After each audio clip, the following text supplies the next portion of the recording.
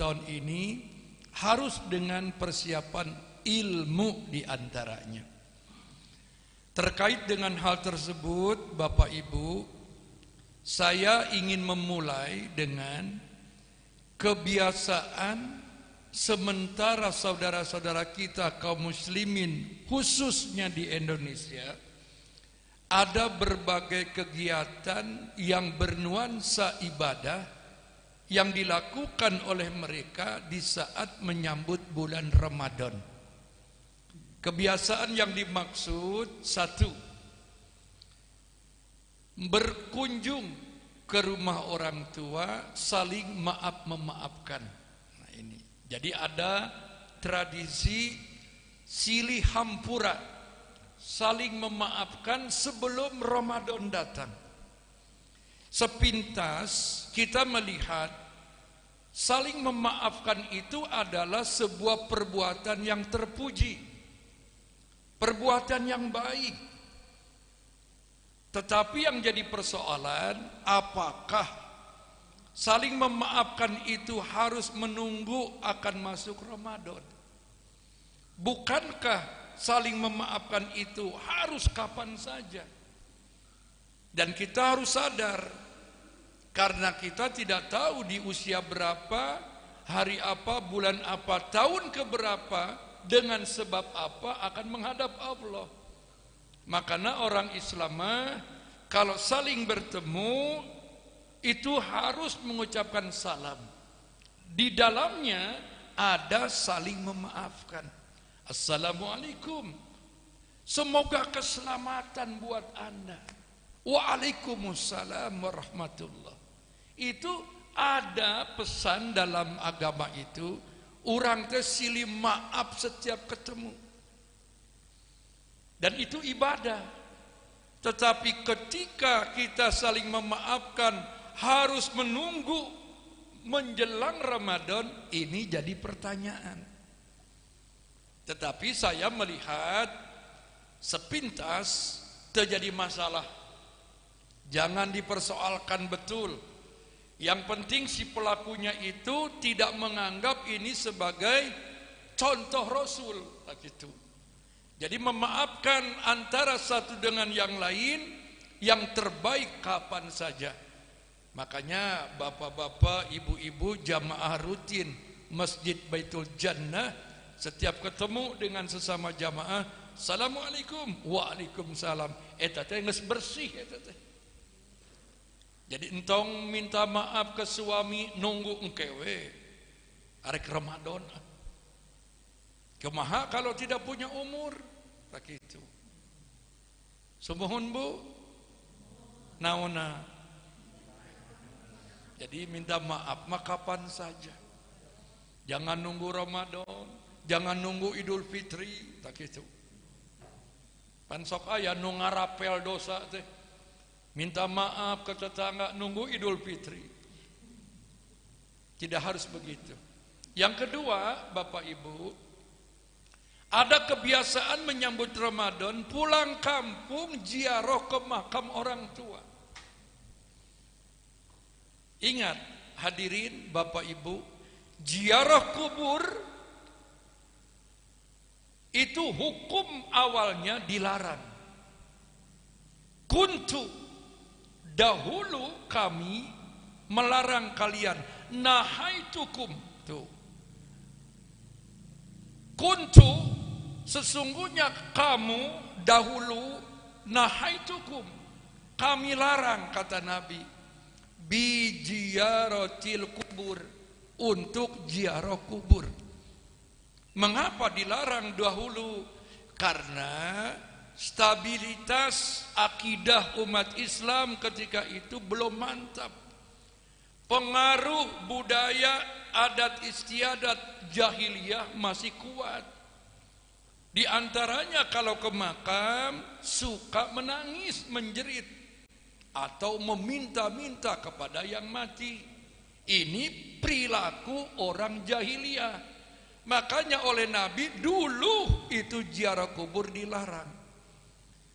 Setelah Nabi melihat umat Islam akidahnya sudah mantap, ala fazuruha.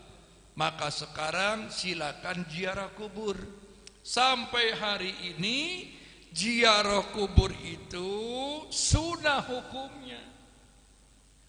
Semohon, semohon. Naona ziarah kubur itu sunnah, hukumnya sunnah, sunnah. Karena ini perintah. Ala fajuruha. Sekarang silakan kalian ziarah kubur. Tuh, jadi ziarah kubur itu sunnah hukumnya. Nah, tolong dicatat. Jangan sampai ketika kita ziarah kubur tidak paham tujuan-tujuan dasarnya. Ini berbahaya nih. Karena sampai saat ini masih ada sementara saudara-saudara kita kalau ziarah kubur melakukan perbuatan-perbuatan yang melanggar tuntunan agama Allah. Budaya jahiliyahnya terbawa lagi. Seperti ke makam, beberapa tempat makam-makam yang dianggap keramat, makam-makam yang dianggap punya karomah, karomah teh mendapatkan kasih sayang Allah, karomah itu kemuliaan Allah, karomah teh. Kalau maunah bukan maunah. Kalau maunah itu orang yang diberikan kelebihan pertolongan Allah tertentu. Nah, ini maaf ini masih ada saudara kita mengejar-ngejar makam-makam yang dianggap keramat dengan jarak tempuh yang jauh, biaya yang relatif besar, waktu yang cukup lama, meninggalkan suami. Maaf ini, karena yang banyak ngabring teh ibu-ibu itu. Sampai 7 bus, satu orangnya biayanya 350.000 plus snack begitu. Biasa itu akal-akalan pimpinan tim ziarah kubur gitu. Jadi proyek khusus itu. Nah, saya tidak bermaksud mendiskreditkan ustadz yang cenderung membawa umat ziarah kubur. Saya tidak mau mengintervensi keyakinan mereka. Cuma dalam kapasitas saya sebagai salah seorang mubaligh yang kebetulan saya punya komitmen kepada Allah untuk melurus akidah, melurus tauhid umat, saya kadang-kadang tafakur. Ieu teh ubrang-abring 7 bus ke Jawa Timur, ke Tuban, ke makam naon ulah. Pokoknya mah tidak boleh mendengar ada makam wali kelas, wali murid didatangan. Itu suami sudah pensiun, uang terbatas, istrinya maksa, Pak, kalau mama tidak ikut nanti bagaimana, kata teman-teman mama. Bapak geus teu boga duit, nginjem heula, tuh nginjem. Melaan nginjem duit. Tapi maaf, ini psikologis fitrahnya ini kan, kalau sudah ubrang-abring teh yang dikejar adalah reresepan, ulin, inti nama eta ulin. Lamun hayang ditegaskeun mah eta. Resep ulin, ubrang-abring ka ditu ka dieu. Gitu. Nah, Bapak Ibu, ketika rombongan seperti ini sampai di kuburan yang dimaksud, nah ini ada lagi yang berbahaya. Dia bermalam, membaca surat Yasin berbulak-balik, begadang semalam suntuk, meminta keberkahan kepada mayit. Nah ini yang harus diluruskan. Makam orang yang belum tentu dia orang yang punya kontribusi terhadap perjuangan Islam di negeri ini dikunjungi jauh-jauh, makam orang tuanya ditinggalkan. Ini kan ironis. Kalau yang paling barokah, yang paling punya rahmat itu makam orang tua, karena dia punya kontribusi yang luar biasa kepada kita. Dia yang melahirkan kita, bapak kita yang membiayai hidup kita. Nah, makam batur itu oge cenah jeung cenah. Kan eta dalilna cenah jeung cenah. Ieu cenah mah makam ieu cenah mah hayu we si cenah. Mohon maaf ini. Saya kalau ceramah kadang-kadang sok rada tarik ya. Sok rada neken-neken gitu. Tapi kadang-kadang tidak semua orang siap mendengar zaman sekarang. Orang sekarang itu gancang punung. Gancang punung. Ustaz Teguh teh tarik teuing. Kalau ningang ke jelema nu beuki ziarah itu. Lamun jelema geus beuki kana ziarah kubur kikituan, ku kuring dikieukeun teh ambek eta teh. Tong kitu Ustaz. Ngaganggu proyek abdi. Tuh. Allahu Akbar. Ibu, bapak, saya katakan ziarah kubur itu ibadah, ziarah kubur itu sunnah, karena Nabi memerintahkan. Tapi hukumnya sunnah, kade yo, bukan wajib, sunnah. Cuma yang ingin saya tekankan, apa tujuan dasar ziarah kubur itu? Satu, nah ini yang penting nih, supaya tidak salah ziarah kubur teh. Tujuan ziarah kubur itu yang pertama adalah tazkiratul maut, mengingatkan kamu tentang kematian.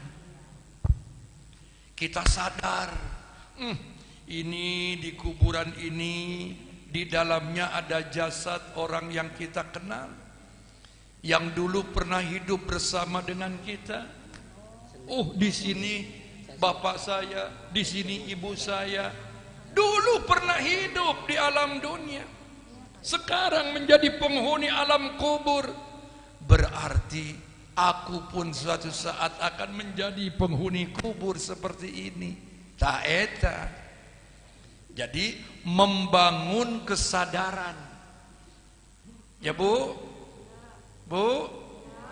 ziarah kubur itu yang pertama mengingatkan kita bahwa kita pun akan menghadapi kematian. Tazkiratul maut, mengingatkan tentang kematian. Diharapkan pulang dari ziarah kubur itu semangat ibadah. Kan bagus itu. Pulang ziarah kubur itu ibadah, semangat ibadah. Laina pulang ziarah kubur jauh-jauh kala kahayu mawa oleh-oleh. Resep sia di ditu mah, resep di ditu mah. Lalakina meuli kopiah nu tinggi tahaya. Saya punya jamaah pakai kopiah 2 kali tinggi kopiah saya. Saya bilang, "Kang, ini beli di mana?" Waktu ziarah kubur di Kudus. Jadi dia punya kebanggaan. Hasil ziarah kubur teh kopiah. Harusnya semangat ibadah. Yang kedua, tujuan ziarah kubur itu Bapak Ibu, tazkiratul akhirah, mengingatkan kamu tentang akhirat. Dunia ini tempat transit. Kehidupan sesungguhnya di akhirat. Maaf bapak-bapak saya yang sudah di atas 60 tahun, maaf pisan. Urang teh ayeuna keur ngantos. Kita ini sedang nunggu menuju kehidupan yang sesungguhnya. Di dunia ini tidak ada yang abadi. Bakalan menghadap Allah. Kita semua akan mau meninggal dunia. Saya tidak tahu apakah ibu bapak duluan, saya belakangan, atau barangkali saya belakangan ibu bapak duluan. Mudah-mudahan Ustadz belakangan, karena Ustadz banyak urusan, ngurus umat. Jadi umat sing ngerti we, sing ridho. Jenderal mati, kolonel berjajar di Sesko TNI, setiap satu angkatan 90 kolonel dari berbagai angkatan siap mengganti jenderal. Dokter mati di sejumlah perguruan tinggi universitas di negeri ini, di fakultas kedokteran siap mengganti dokter-dokter yang mati. Ustadz mati, hese gantina. Tidak semua orang pesantren di pondok puluh-puluh tahun jadi ustadz, belum tentu. Uji kelayakannya di umat, SK-nya dari Allah, diuji heula ku Allah. Kudu ikhlas. Jadi mau balik teh kudu ikhlas. Jangan sampai kaganggu ku dunia. Tak gitu. Makanya saya insya Allah sering dapat ujian, Pak. Kalau ada jamaah dari luar kota teh, kadang-kadang suka nanya, Ustaz, kalau diundang ke Ciamis bisa? Saya bilang jangan ke Ciamis, ke Cipait juga mangga. Ini kadang-kadang sekarang umat kalau ngundang Ustadz Kiai Ajengan teh sudah berani bertanya, kira-kira berapa? Lain teu ngarti.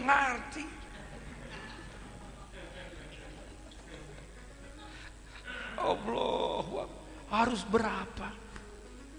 Itu kan mengganggu. Di satu sisi abdi rada ambek, tapi di sisi yang sama aya resep. Nggak ganggu itu deh. Ke Ustadz mah tidak perlu tanya-tanya nu kitu, sing ngarti. Gitu. Tong tanya, da lain penyanyi dangdut abdi. Saya bukan penyanyi dangdut.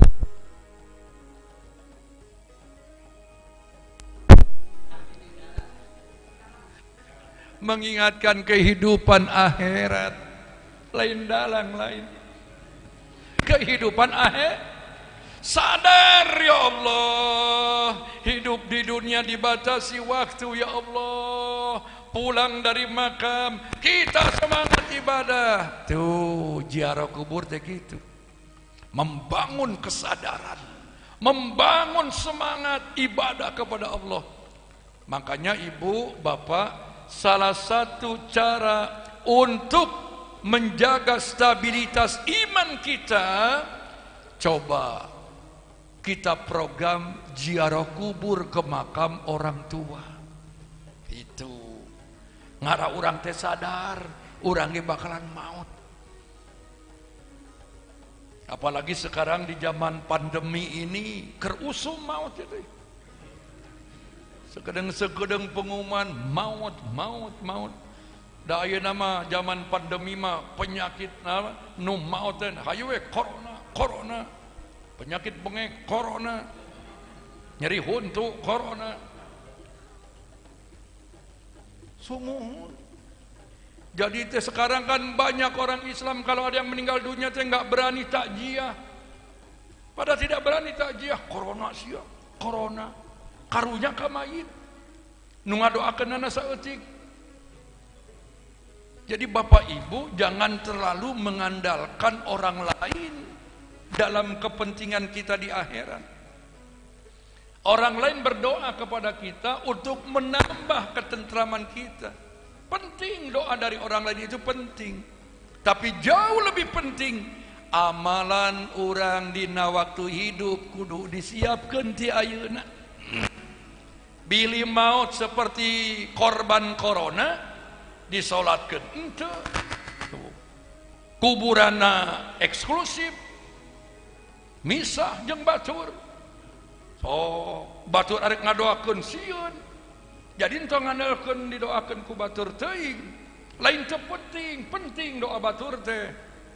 Tapi kita berusaha sendiri. Mau selamat, mau tersesat di akhirat nanti tergantung ikhtiar kita. Illa masya, tergantung usahanya. Dan kadang-kadang suka begini, penting punya anak soleh, doanya tajam, barijeng bapana teh soleh-soleh. Urang kudu ikhtiar. Jadi tujuan kedua ziarah kubur itu adalah mengingatkan kita tentang akhirat. Yang ketiga, nah ini nih, tujuan ziarah kubur itu adalah wa'udduhu, mendoakan saudara yang engkau ziarahi. Makanya Bapak Ibu, kalau masuk ke area pemakaman, jangan lupa ada tuntunan doa. Assalamualaikum akhlad diyar. Semoga keselamatan untuk kalian, wahai penghuni alam kubur. Minal mu'minin wal muslimin, dari orang-orang yang beriman dan orang-orang Islam. Itu ruh orang yang sudah lama berada di alam kubur. Ketika orang yang ziarah ke makam mengucapkan doa ini, wallahu a'lam, ada yang berpendapat ruh itu diizinkan Allah untuk mengaminkan doa orang yang ziarah. Amin, amin, entong eureun, amin, kuring kaus doa ti anjeun, amin. Jadi orang mati itu butuh doa. Kalau Bapak Ibu tidak percaya, silakan duluan. Nanti saya doakan. Sok gerak nya ustadznya. Amin. Haus doa. Allahu Akbar. Makanya kalau ke makam perbanyak doa. Kenapa ada kalimat minal mu'minin wal muslimin? Sebab khawatir di area pemakaman itu ada makam orang di luar Islam. Jadi aturan mainnya ini, yang paling aman orang Islam dimakamkannya yang sudah benar-benar diyakini semua penghuni alam kubur ini muslim. Tetapi di beberapa tempat di daerah ada makam-makam orang di luar Islam. Di zaman penjajahan ada orang Belanda. Kalau di Cimahi itu saya ketemu dengan Pak RW, ada makam muslim dengan makam orang bukan muslim dihijikeun. Itu di Kerkop apa Kerkop? Kerkop, nah itu bukan pakai kok ya. Nah, itu ada di daerah tertentu, kebon awi itu kebon bambu ya. Itu ada makam orang Belanda, gambar salib, ada 4 makam. Di kelilingnya itu ada makam orang Islam semua. Nah ini pentingnya mengucapkan minal mu'minin wal muslimin. Kalau ada makam orang di luar Islam, dia termasuk orang yang tidak terdoakan. Sebab kalau kita tidak tekankan minal mu'minin wal muslimin, kita hanya berkata assalamualaikum akhlad diyar, semoga keselamatan untuk kalian wahai penghuni alam kubur. Ada orang bukan Islam di situ, haram hukumnya. Tidak boleh mendoakan orang mati yang kita tahu dia bukan muslim, haram hukumnya. Ini kalau saya beri bocoran, maaf ini ya, Tapi off the record, ya, off the record. Nabi marah itu. Dan para ulama mengatakan tidak elok. Salah satu penyebab latar belakang turunnya surat At-Taubah ayat 113 tentang Nabi dan orang beriman dilarang memintakan ampun kepada orang yang mati dalam keadaan musyrik. Salah satu asbabnya, salah satu penyebab ayat itu turun, Nabi minta izin kepada Allah untuk ziarah ke makam ibunya. Oleh Allah diizinkan. Setelah Nabi berada di makam ibunya, naluri fitrah sebagai seorang anak kepada ibu, Nabi minta izin lagi kepada Allah supaya diizinkan untuk mendoakan. Turun firman itu, makana lin nabiyyi walladzina amanu ayastaghfiru lil musyrikin walau kanu uli qurba. Tidak pantas Nabi, tidak pantas yang mengaku beriman kepadaku memintakan ampun kepada orang yang mati dalam keadaan musyrik. Ini menurut para ulama, maaf, ini salah satu penyebab itu. Tapi ada lagi ulama yang membantah, oh tidak, Nabi itu ibunya bertauhid, namanya saja Siti Aminah. Bapaknya bertauhid, nama bapaknya saja Abdullah. Jadi ramai ini kalangan ulama, ini Nabi, mana mungkin sekelas Nabi Muhammad sallallahu alaihi wasallam lahir dari rahim orang calon penghuni neraka. Ramai itu. Masa Nabi segagah semulia Habibullah, kekasih Allah, lahir dari rahim penghuni neraka? Tak gitu. Kalau orang di luar Islam tahu, ini jadi alat untuk mendiskreditkan umat Islam. Dan makanya kata para ulama, entong ngadongeng eta. Nah ini konteksnya saya hanya ingin katakan, kalau ibu bapak punya saudara sekandung, karena urusan ketidakpahaman agama, lalu dia mengikat pernikahan dengan orang di luar Islam, walaupun saudara kita itu tetap mengaku muslim, suaminya tetap bukan muslim, otomatis melalui ikatan pernikahannya dia sudah kufur i'tiqad, kufur akidah, sama dengan murtad.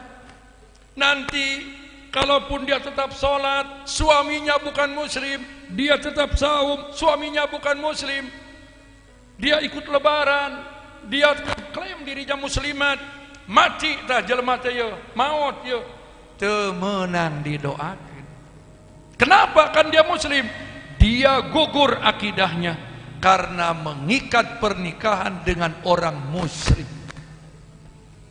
Makanya kalau cari calon suami atau calon istri harus yang seiman, seakidah.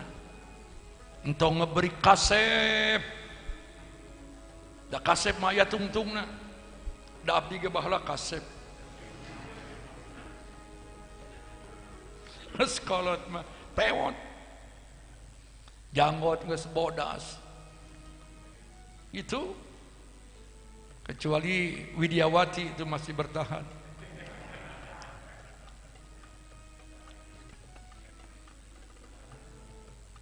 Sampai di mana betul?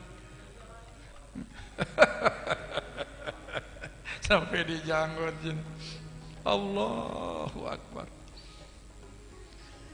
Saya sedih kalau sudah lihat artis-artis yang tidak paham agama berani melanggar karena dia tidak tahu. Seperti si Jupe, Pak, si Jupe, si Jupe. Saya bukan suka nonton acara infotainment, bukan, cuma ngintip sedikit. Itu pun kalau ada waktu, tapi waktunya suka ada saja. Itu si Jupe, jika dia benar melakukan nikah dengan si Gaston, pemain sepak bola, setiap main sepak bola itu pakai kalung gambar salib. Dia berbangga diri dengan salib di lehernya. si Jupe jadi istrinya, nikah secara catatan sipil di Australia.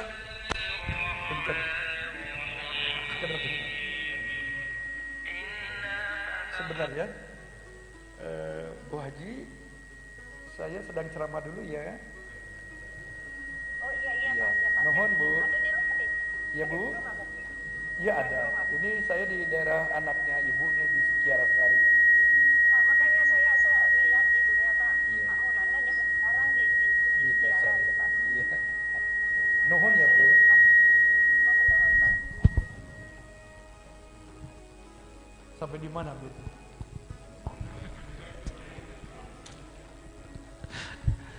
Bu, ini tarik teuing ya, tarik teuing. Jadi ngahiung. Tong tarik teuing.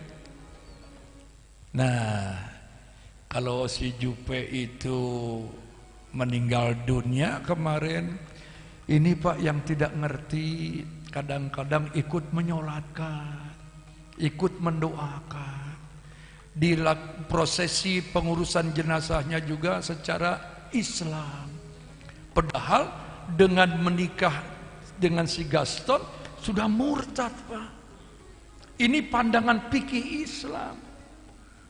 Makanya nikah beda agama itu dalam Islam dilarang keras. Al-Baqarah ayat 221 dalilnya itu. Jadi banyak sekali penyebab gugurnya iman seseorang. Itu, di antaranya itu. Di antaranya nikah beda agama. Penyebab gugurnya akidah, di antaranya nikah beda agama. Yang sekarang sedang ngetren bunuh diri. Tidak ada dalil Islam membolehkan orang Islam bunuh diri dalam situasi kondisi apapun. Di zaman Nabi tidak ada jihad kontak fisik dengan musuh Allah, bunuh diri cahaya. Ini ada sahabat, dia itu pemberani. Berapa kepala orang kafir ditebas lehernya dalam peperangan. Wah, gagah, pinter gelut. Sampai ada sahabat Ibnu Mas'ud. Ibnu Mas'ud berkata kepada Nabi, "Ya Rasulullah, orang ini, sahabat kita ini, dia akan ditempatkan di surga yang mulia ya Rasul." Nabi tersenyum. Ente justru manehna ka neraka. Gitu. Sok bayangkan, pasukan Nabi adalah lelaki berani dalam menghantam musuh Islam, berapa kepala ditebas, dia tidak takut mati, ingin mati syahid. Sampai Nabi berkata, dia ke neraka. Atau bingung sahabat, kunaonnya Rasul bet ke neraka. Ini orang Sunda kan kalau bicara kudu make bet. Kunaonnya Rasul bet ke neraka. Sok make bet tengah. Secara logika rada telogik. Sudah jihad membela agama, berdarah-darah, lukanya banyak, membunuh banyak musuh Islam, nah bet ke neraka. Nabi terangkan, kalau kamu tidak percaya, tunggu endingnya, tunggu akhirnya. Nabi mah dibimbing ku Allah. Atuh sahabat semuanya ngariung, nonton, menyaksikan orang itu. Selesai perang, dia ternyata banyak luka. Lukanya parah. Belum ada rumah sakit dulu mah. Nampaknya dia tidak sabar menahan sakit. Langsung ngambil pedangnya, dia bunuh diri. Tuh, cek Nabi, cek aing oge. Lamun bahasa orang. Tapi Nabi mah moal mungkin nyebut cek aing oge teu mungkin.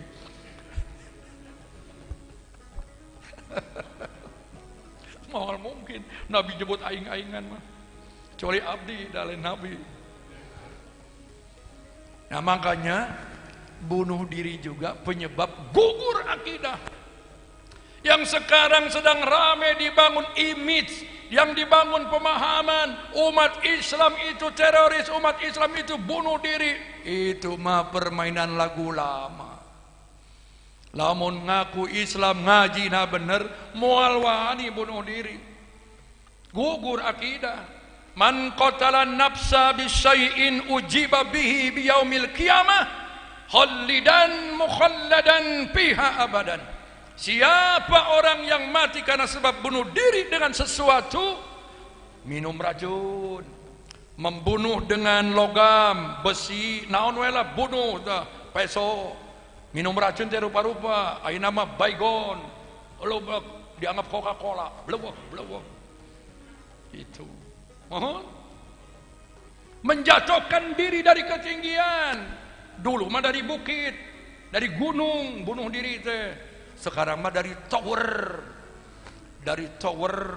dari apartemen yang di Cicadas tuh, apa namanya tuh? Hah? Nah, Gateway, 2 perempuan adik kakak. Saya lihat fotonya dari wartawan. Aduh. Lebar. Mangkaning aralus.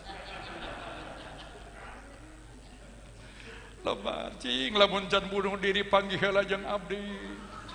Meureun ku abdi disarankeun ning daripada bunuh diri mendingan jeung akang.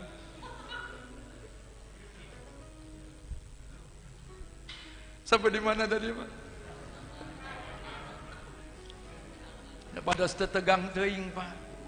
Kan kalau ceramah kan jangan menggurui, kudu rileks ceramah mah.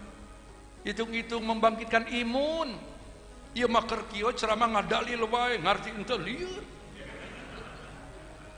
Tungtungna balik ti dia teh corona. Kan gitu. Dia mah senyum, dah hidup teh cuma sekali. Masih bisa senyum. Geus maot mah moal bisa senyum. Kalau kamu manyun. Lanjut. Ya, hadirin, ikhwati iman. Ini terutama anak-anak muda ini ya. Cing hati-hatinya. Lamun ngaji teh sing bentak, cing cerdas. Jangan sampai mudah terwarnai, terprovokasi. Jihad barijang kelakuan jahat. Teu aya. Tidak ada Islam mengajarkan bom bunuh diri, enggak ada itu. Haram hukumnya bunuh diri mah. Gentos. Sabarnya dibuka. Buka. Kan itu. Tah, itu Parman we eta mah.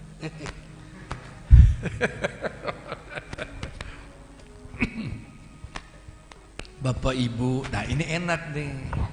Parman jadi untuk ayam saingan deh ya. Jadi kalau kita ke makam perbanyak di dalam berdoa. Jangan memaksakan pakai bahasa Arab barijeng teu ngarti. Allahumma rabbana la tujigh qulubana ba'da idh hadaitana. Naon artina teuing aing. Kalau berdoa itu paham, fokus, mau apa engkau berdoa? Dialog sama Allah.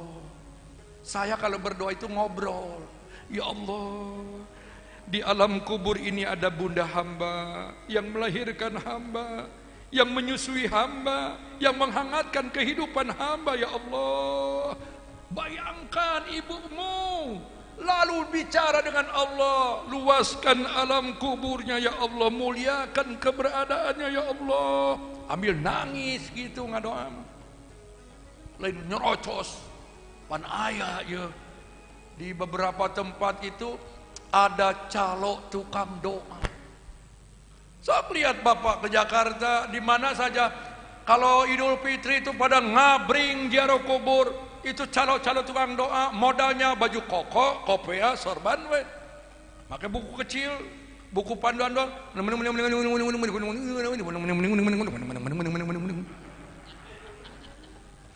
Orang nu awam teu ngarti amin.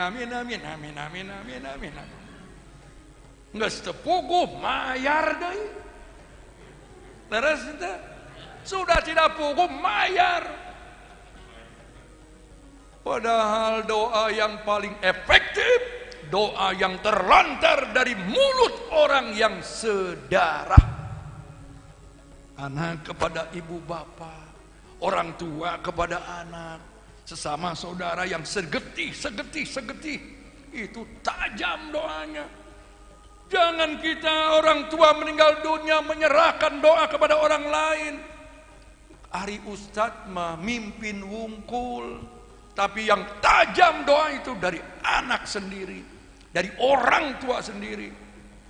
Mau sukses bisnis, mau sukses sekolah, entong datang ke makam batur. Orang tua masih hidup, datangi kolot, gabruk, minta maaf, doakan. Tapi entong loba ngagabruk teuing, mere duit ente.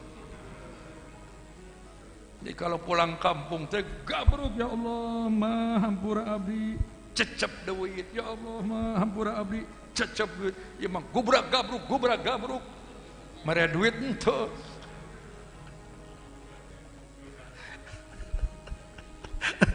Ayeuna keur usum eta. Da abdi ge boga minantu. Aya we gabruk sajar hate mana martabak. Orang tua itu enggak butuh teuing duit ti anak. Tapi anak sih ngarti.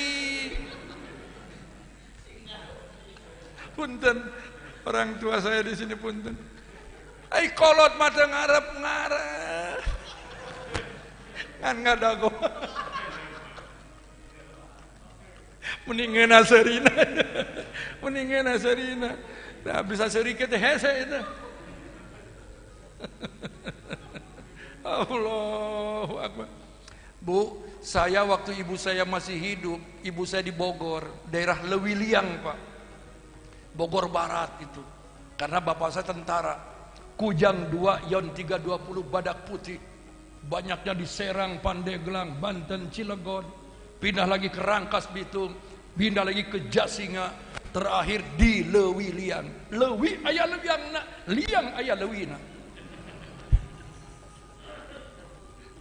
Saya kalau pulang sudah kontak sama ibu, itu ibu saya tuh sudah, waduh, yang namanya indung nyaah ke anak moal aya tungtungna. Sudah siap sayur hasem.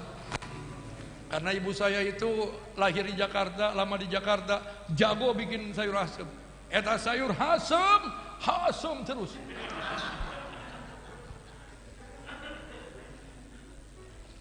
Enak sekali, ikan teri campur campur kacang goreng. Itu khas Betawi itu. Sekarang ibu saya sudah tidak ada. Jadi kalau pulang, kalau di Bandung mawa itu tinggal si kakek hiji deui teh 87 tahun. Karena mantan tentara jadi lumayan gagah lah gitu. Masih kena bisa ajan gitu tuh. Tarik kene ajana. Walaupun sambil batuk separa ruguh. Ini kalau subuh ya, kalau tidak ada yang ajan boleh bapak-bapak. Kalau ada anak muda. Jadi jangan sampai kalau subuh yang ajan aki-aki we, lain bukan tidak boleh. Istirahatlah aki-aki mah. Sebab kalau subuh itu kan orang-orang sudah pada di rumah semua itu. Kalau yang ajan aki-aki kabayang meureun. Allahu Akbar, Allahu Akbar, Allahu Akbar, Allahu Akbar. Boro-boro hayang hudang. As-salatu khairum minan naum. Cek nu di imah teh salat oge teu naon-naon. Anak muda nih kudu pakai jiwa ya anak-anak ya. Kalau ajan anak pakai jiwa, jangan pakai nafsu. Panu umur sakit mah suka pakai nafsu. Allahu Akbar, Allahu Akbar, Allahu Akbar, Allahu Akbar. Cek nu ngadenge teh gandeng sih.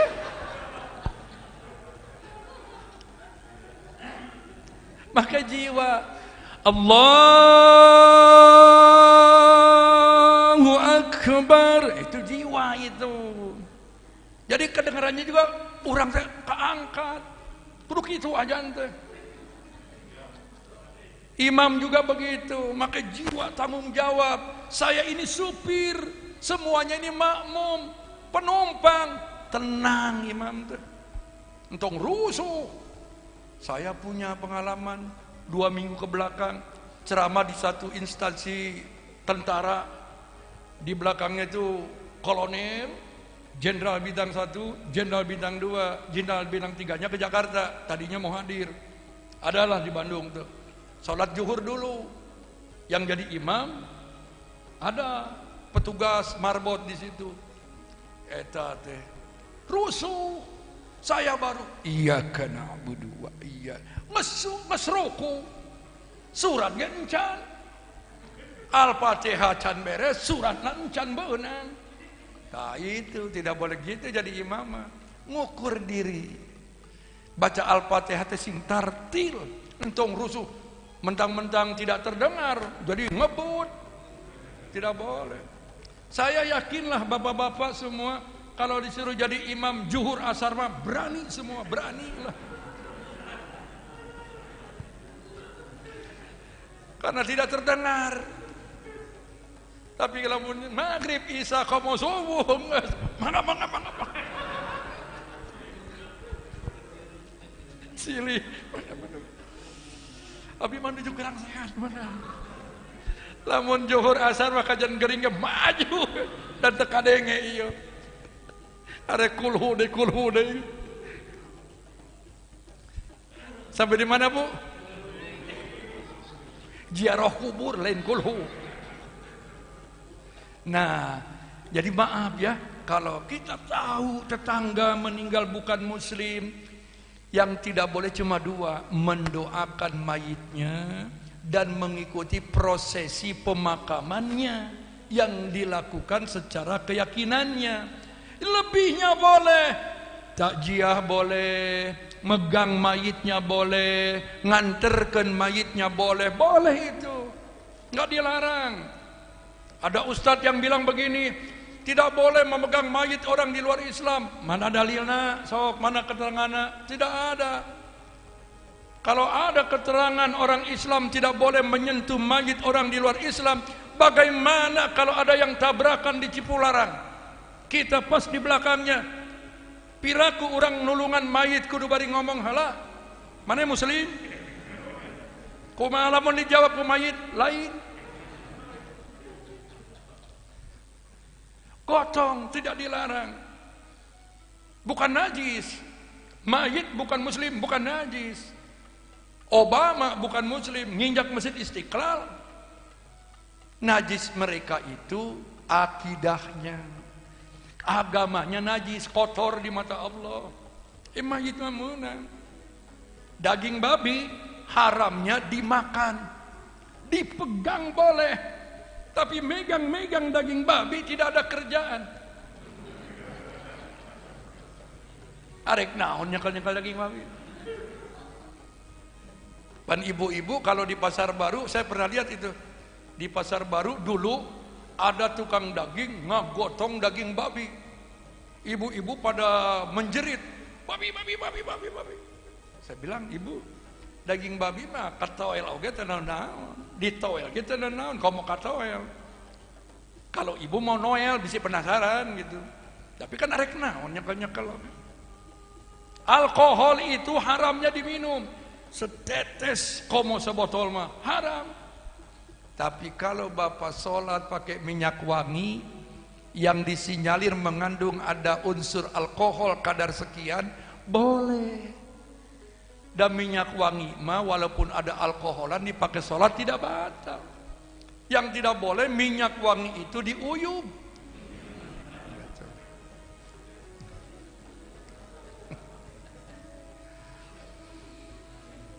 Hadirin kaum muslimin ikhwatu iman. Jadi berdoalah perbanyak. Jangan jauh-jauh dari Bandung ke kampung halaman menjelang Ramadan berdoa di depan makam orang tua cuma semenit, 2 menit, capek-capek. Ibu bapak kalau sudah jadi penghuni alam kubur akan menjerit, jangan berhenti nak, jangan berhenti nak. Mama perlu doamu nak, doakan mama. Siapapun orang yang meninggal dunia kecuali Nabi dan sahabat, sahabat utama terutama, mereka butuh doa. Beda dengan ibu bapak lewat makam Nabi Muhammad, itu bukan doa, membaca solawat. Assalamu alayka ya Rasulullah, Assalamu alayka ya Nabiullah. Itu kalau lewat makam Nabi, bukan doa. Dan Nabi mah dimaksum. Tapi kalau di depan makam orang, bukan Nabi, berdoa. Maka keliru besar kalau kita meminta-minta kepada makam orang yang mati. Apalagi ada yang ekstrim, dianggap orang ini ulama, ke makamnya mengambil tanah makam si ulama, dibungkus kain putih, lalu dibawa ke Bandung, diniatkan untuk mencari barokah di warungnya. Ini sudah tidak benar itu. Jadi berdoalah yang banyak. Makanya ibu bapak sebelum mati banyak berdoa. Selagi masih hidup, banyak-banyak berdoa. Beres salat jangan ngajleng lumpat, doa. Semua mumpung bisa ngadoa. Jangan menjerit di akhirat. Rabbana farji'na wa basharna na'mal kuna na'mal farji'na, kembalikan kami ke dunia. Aku sudah lihat neraka begini Tuhan. Kata Allah, ikhsahu biha, cicing maneh didinya, wala tukallimun, jangan ngajak aku bicara. Jadi tidak ada manfaat berdoa di akhirat mah. Berdoa mah sekarang. Selagi masih bisa berdoa, jangan ditinggalkan. Semohon. Ya kuat kene ya. Hirup kene ya. Yang capek saya. Saya pidato bari mikir. Ibu bapak mangeunah bari ngopi.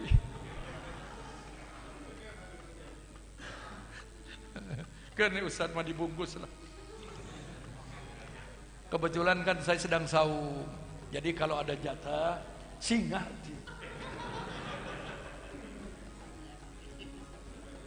Tapi dah kalau Ustaz masuk khususon. Nah ini saya ingin kembangkan melalui tanya jawab sajalah. Silakan Bapak Ibu yang ingin bertanya di seputar amalan, termasuk amalan saum, mangga saya persilakan. Silakan Ibu Bapak, barangkali ada yang ditanyakan. Siapa? Bagaimana kalau sedang sahur, sedang enak-enak makan sahur, ternyata datang saat imsak, apakah berhenti makannya atau bagaimana? Itu kan pertanyaan. Silakan Ibu. Assalamualaikum warahmatullahi wabarakatuh. Waalaikumsalam warahmatullahi. Nama saya Ibu Kokom dari Majelis Taklim Al-Hidayah. Semohon. Bedetu maros Pak Ustadz ku Sunda wae nya. Dari Indonesia. Semohon. Di waktu mau imsak tuh kalau bulan puasa, pas bangun gitu, agak ada 5 menitan, keburu ini nggak keburu makan sahur. Tapi cuman minum aja, itu gimana Pak Ustadz? Hatur nuhun. Assalamualaikum warahmatullahi wabarakatuh. Waalaikumsalam. Ibu saha namina? Ibu Kokom. Ya. Wah, Ibu Kokom. Biasanya yang saya dengar Ibu Kokom mah suka bahinonerkom. Kokom si Kokom. Begini Ibu Kokom. Rasulullah sallallahu alaihi wasallam bersabda, "Tasahharu, sahurlah kalian, walau bijur'atim mimma'i, walaupun hanya minum seteguk air." Jadi pertanyaan Ibu benar, boleh. Itu bagi yang malas, masih merasa kenyang, pabelit kutunuh. Karena merasa kenyang, pang-pang nama tunuh gitu. Males bangun, rasa warak kene, mau sahur. warak kene pada mah tunu.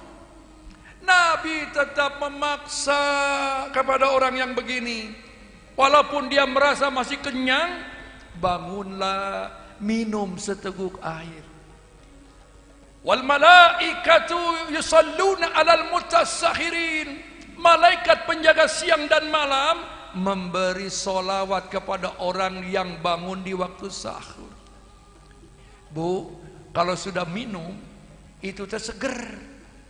Kalau sudah seger, mata culang cileng. Kalau sudah culang cileng, muka mak dahareun, tungtungna dahar. Gitu maksud Nabi itu. Minum dulu, nanti bentar, nges bentar, minum dahar.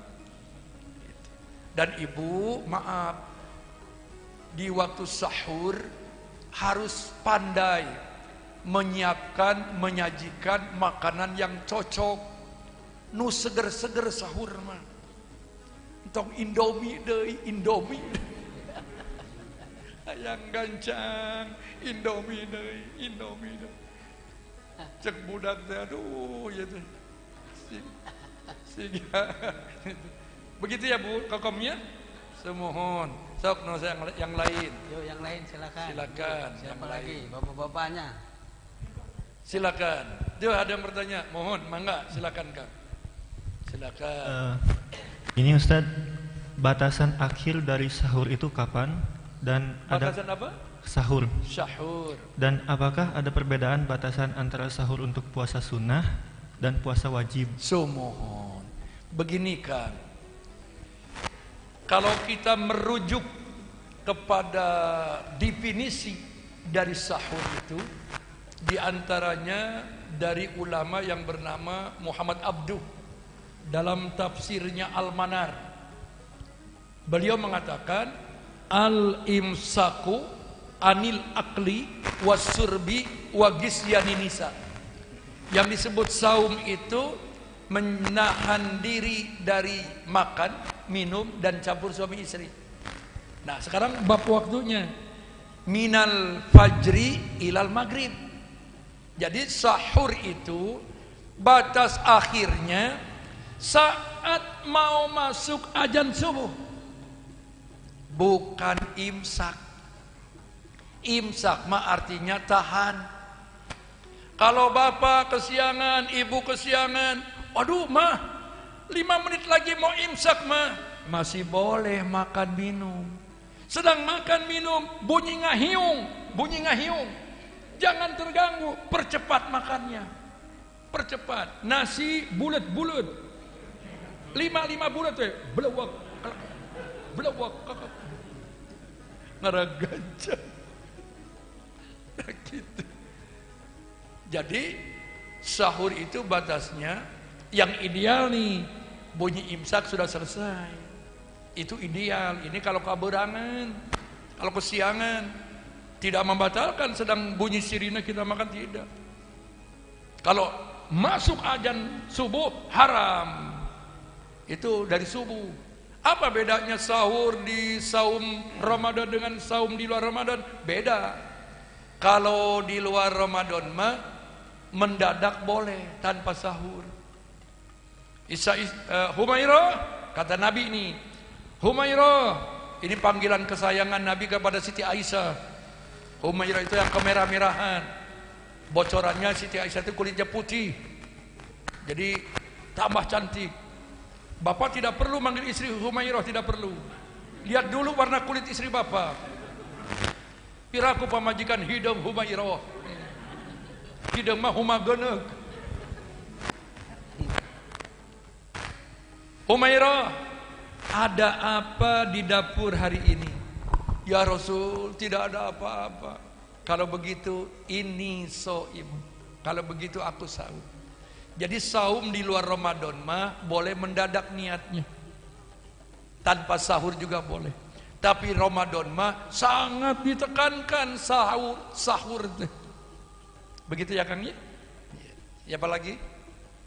Mohon Ibu, mangga. Sareng Ibu.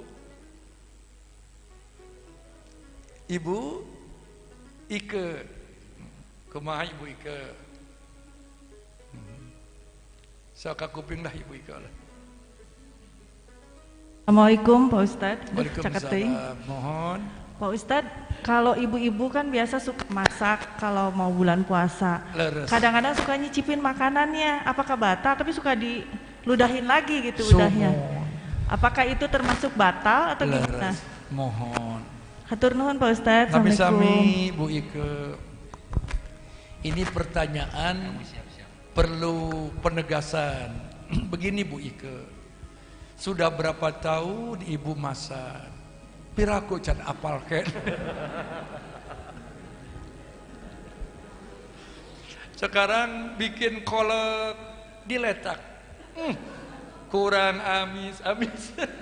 Letak di amis tuh.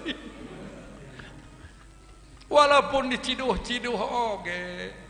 Sekarang begini. Waktu Ibu sedang saum, Ibu menyiapkan makanan untuk berbuka, Ibu pakai feeling, pakai pengalaman, feeling Ibu, pengalaman Ibu ditumpahkan. Bila perlu mulai hari ini Ibu latihan dulu. Ibu yakini ini makanan saya insya Allah enak. Nah, nanti untuk lebih jelasnya nunggu maghrib. Maghrib tong terong tong tong tong tong, Ibu tidak perlu letak-letak. Uyup. Karena sudah bebas. Gitu Ibu Ika caranya. Entong unggal poe Ramadan hayo we lutak-letak. Keluar di dapur cenghar. Nah mama meni seger eta loba ngaletak bieu. Satu masakan 3 letak, 5 masakan 15 letak. Punten Ibu Ika nya. Begitu Ibu Ika. Entong letak-letak. Siapa lagi? Mangga Kang, ini dulu nih. Ini apa yang maksud dengan Ramadan, Pak? Apa yang maksud dengan Ramadan? Ramadan itu Ramdon, jadi pembakaran, membakar. Jadi membakar nafsu, membakar dosa. Itu secara terminologi ya. Arti-arti yang dimunculkan itu membakar. Membakar dosa. Jadi dengan melakukan aktivitas amalia di bulan Ramadan diharapkan bisa membakar dosa kita. Gitu Kang. Ya kurang lebih begitulah. Tapi nu penting mah orang isi Ramadan dengan ibadah niat karena Allah. Silakan Akang. Ya. Mohon.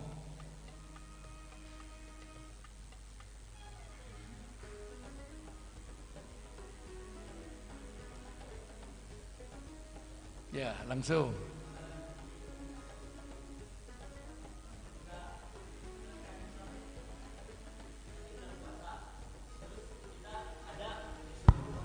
Vaksin. Nah itu divaksin itu apakah hukumnya gitu gimana? Apakah batal atau enggak gitu saat berpuasa? Mohon. Terima kasih. Kalau vaksin terkait dengan corona tidak membatalkan. Disuntik, Akang sedang saum, panas dingin, tapi tidak mau batal saumnya, tapi terpaksa harus disuntik, tidak batal. Yang batal itu Akang sedang saum pakai infus,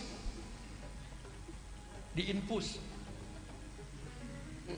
kan infus pengganti makan, itu batal. Kalau untuk pengobatan, untuk kesehatan, pencegahan penyakit seperti vaksin tidak batal. Begitu ya Kang ya? Ada lagi? Yang lain silakan, ibu-ibu atau bapak. Siapa lagi?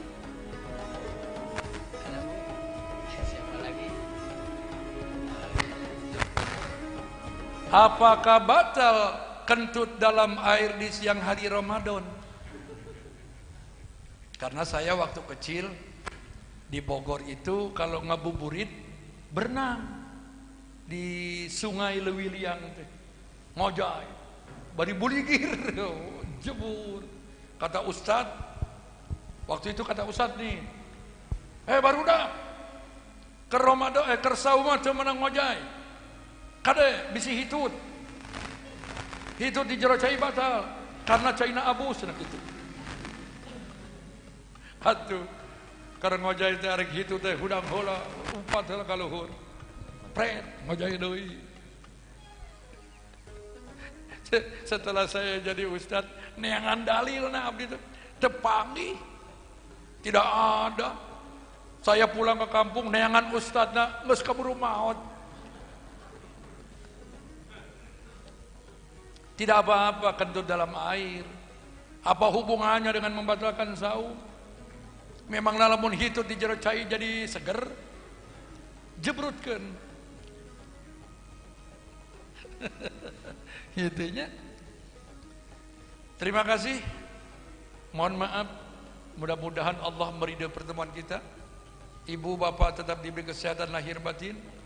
Usianya diberkahi Allah. Dan mudah-mudahan Ramadan tahun ini menjadi Ramadan terbaik buat kita. Mugia urang tiasa dipertemukan kembali dengan Ramadan berikutnya. Allahumma rabbana zalamna anfusana wa illam taghfir lana wa tarhamna lanakunanna minal khasirin. Rabbana afrig alaina sabra wasabbit aqdamana wansurna alal qaumil kafirin. Allahumma sallimna li Ramadan wasallim Ramadan lana wasallimhu minna mutaqabbala. Rabbana atina fid dunya hasanah wa fil akhirati hasanah wa qina azabannar birahmatika ya arhamar rahimin. Amin ya Allah ya rabbal alamin. Terima kasih. Wassalamualaikum warahmatullahi wabarakatuh. Waalaikumsalam warahmatullahi wabarakatuh.